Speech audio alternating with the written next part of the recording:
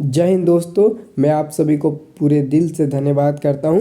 आज हम इस वीडियो में आपको सोशल साइंस का कुछ इम्पोर्टेंट क्वेश्चंस है जो आपको मैं बताने वाला हूं। अगर आप इस क्वेश्चंस को याद कर लेंगे तो मैं आपको गारंटी के साथ लिख ही देता हूं कि आपके बोर्ड एग्जाम में ये सब प्रश्न लड़ जाएंगे। आपको जो क्वेश्चन पेपर मिलेगा उसमें यही सब प्रश्न आपको मिलेगा और आप लोग फटाफट देकर टिक लगा दोगे, क्योंकि मैं जो क्वेश्चन गेस करके देता हूँ वो एग्ज़ाम में 100% लड़ जाता है। ठीक है, तो एक बार इस वीडियो को 5 से 6 मिनट जरूर देख लीजिए और पूरा याद कर लीजिए। ठीक है, देखिए पहला नंबर आपका क्वेश्चन है, ताड़ी विरोधी आंदोलन निम्नलिखित में से किस प्रांत में शुरू किया गया। ताड़ी विरोधी आंदोलन निम्नलिखित में से किस प्रांत में शुरू किया गया। तो आपके पास 4 ऑप्शन है, बिहार, उत्तर प्रदेश, तमिलनाडु और आंध्र प्रदेश।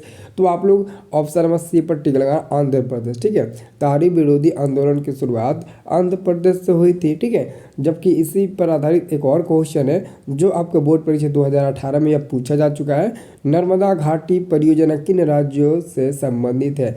नर्मदा घाटी परियोजना किन राज्यों से संबंधित है। तो देखिए ऑप्शन नंबर ए में दिया बिहार, उत्तर प्रदेश, मध्य प्रदेश, बी नंबर में तमिलनाडु, केरल, कर्नाटक, सी नंबर में पश्चिम बंगाल, उत्तर प्रदेश, पंजाब और डी नंबर में दिया है गुजरात, महाराष्ट्र, मध्य प्रदेश। तो आपका यही आंसर सही होगा, डी नंबर वाला। ठीक है, और जो भी बच्चे नए आए हैं चैनल को सब्सक्राइब करके डिस्क्रिप्शन बॉक्स में मेरे व्हाट्सएप ग्रुप का लिंक है, आप व्हाट्सएप ग्रुप में जुड़ जाइए ताकि मैं हर विषय का सब्जेक्टिव क्वेश्चन, ऑब्जेक्टिव क्वेश्चन आप लोगों के पास मैं पहुँचा सकूँ। तो आप लोग मैं घर तो नहीं पहुंचा पाऊंगा, इसलिए आप सभी व्हाट्सअप चलाते हैं तो डिस्क्रिप्शन बॉक्स जाकर चेक करिए, व्हाट्सएप ग्रुप का लिंक मिलेगा, एक क्लिक पर आप डायरेक्ट आप ज्वाइन ही हो जाएंगे। ठीक है, चलिए अगला क्वेश्चन है आपका 3 नंबर प्रश्न बहुत ही इंपॉर्टेंट है। वर्ष 1975 ईस्वी में भारतीय राजनीति में किस लिए जाना जाता है। तो आप लोगों को याद आना चाहिए कि वर्ष 1975 ईस्वी में देश के अंदर आपातकाल लागू हुआ था।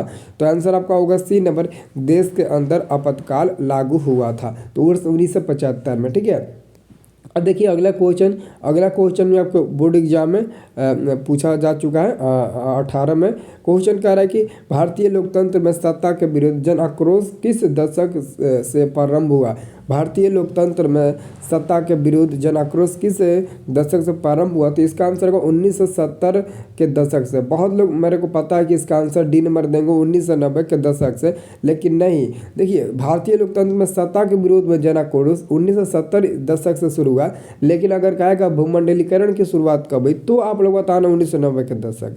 भूमंडलीकरण की शुरुआत 1990 के दशक हुई थी और भारतीय लोकतंत्र में सत्ता के विरुद्ध जन आक्रोश किस दशक से प्रारंभ हुआ तो 1970 के दशक से। ठीक है, अगला क्वेश्चन है, वर्ष 1977 में आम चुनाव में किस पार्टी को बहुमत मिला था। देखिए वर्ष 1975 ईस्वी में तो देश के अंदर आपातकाल लागू हुआ था, लेकिन उससे 2 साल बाद हमारे भारतीय जनता पार्टी को बहुमत मिला था। 1977 ईस्वी में भारतीय जनता पार्टी की सरकार बनी थी। तो आंसर आपका होगा बी नंबर। अब देखिए अगला क्वेश्चन है 6 नंबर क्वेश्चन कह रहा है कि चिपको आंदोलन निम्नलिखित में से किससे संबंधित नहीं है। तो आप लोग इसी बात पर ज़्यादा गौर नहीं करते हो। अंत में यहाँ पर दिया नहीं है का मतलब क्या हुआ, जैसे पेड़ के अंगूर के पेड़ काटने की अनुमति से, आर्थिक शोषण से मुक्ति, शराबखोरी के विरुद्ध आवाज़, ये सब सही है, लेकिन ये कांग्रेस पार्टी के विरुद्ध से ये वाला देख लीजिए आपका गलत होगा।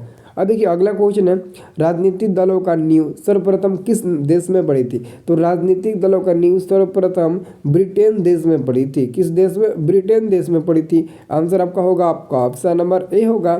ठीक है, अब देखिए अगला क्वेश्चन है 8 नंबर क्वेश्चन है, बिहार में संपूर्ण क्रांति का नेतृत्व किसने किया। तो देखिए बिहार में संपूर्ण क्रांति का नेतृत्व हमारे जयप्रकाश नारायण जी ने ही किया था। आंसर होगा आपका डी नंबर, जयप्रकाश नारायण जी। कौन होंगे, जयप्रकाश नारायण जी। आंसर होगा डी नंबर। अब देखिए अगला क्वेश्चन का आंसर आप तो खुद बता सकते हैं, किस देश में बहुदलीय व्यवस्था नहीं है। किस देश में बहुदलीय व्यवस्था नहीं है। तो आपके पास ऑप्शन है पाकिस्तान, बांग्लादेश, भारत, ब्रिटेन। बहुत आसान है, आप इसका आंसर बता सकते हैं, कमेंट में बताइए तो जल्दी से।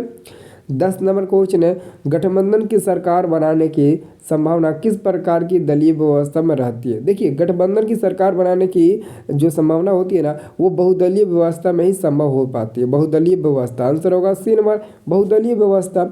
जबकि अगला क्वेश्चन है 11 नंबर। 11 नंबर क्वेश्चन काफ़ी इंपॉर्टेंट है, ठीक है। यहाँ पर देख लीजिए 11 नंबर 2 बार दे दिए हैं। 11 नंबर क्वेश्चन बहुत ही इंपॉर्टेंट है। दल बदल कानून निम्नलिखित में किस पर लागू होता है? तो आप लोग अक्सर देखते होंगे ये दल बदल कानून सांसदों और विधायकों पर ही लागू होता है। क्यों लागू होता है ये आपके एग्जाम में 2 नंबर के लिए पूछा जाता है कि दल बदल कानून से आप क्या समझते हैं। तो आप यही लिख दीजिएगा कि दल बदल कानून सांसदों और विधायकों पर लागू होता है, क्योंकि सांसद और विधायक ज़्यादातर अपने दलों की अदला बदली करते रहते हैं। जब अदला बदली कर लेते हैं तो अपने विरोधी दलों की बुराइयां करने लगते हैं। ये मतलब कि आप सब लिख सकते हो जोड़कर, ठीक है, क्योंकि आपको रट कर थोड़ी ना लिखना है, आप अपने मन से समझ कर उस क्वेश्चन को लिखना है, ठीक है।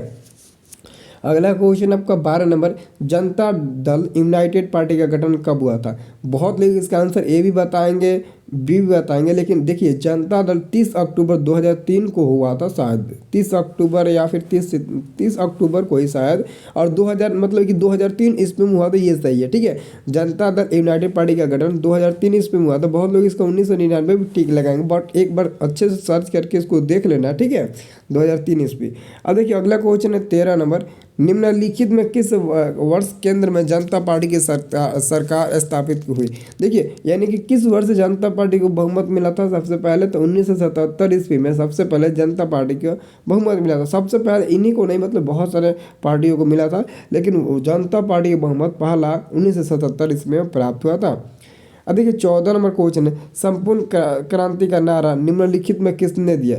संपूर्ण क्रांति का नारा आपको पता है ना, जयप्रकाश नारायण ने दिया था। इसमें दिक्कत क्या है, हमको पता है, हम आंसर ठीक लगा दे रहे हैं। क्वेश्चन कंफ्यूज करके दे रहा है ना, क्वेश्चन सब वही है, लेकिन इधर उधर थोड़ा घुमा दे रहा है ना, तो आप लोग भी घूम जा रहे हो। अब बताइए, तो ये क्वेश्चन पूछ दिया, सूचना के अधिकार आंदोलन की शुरुआत कहाँ से हुई? सूचना के अधिकार आंदोलन की शुरुआत कहाँ से हुई? तो इसका आंसर क्या होगा? राजस्थान से हुई थी। कहाँ से हुई थी? तो राजस्थान से हुई थी। कितना हल्का क्वेश्चन है।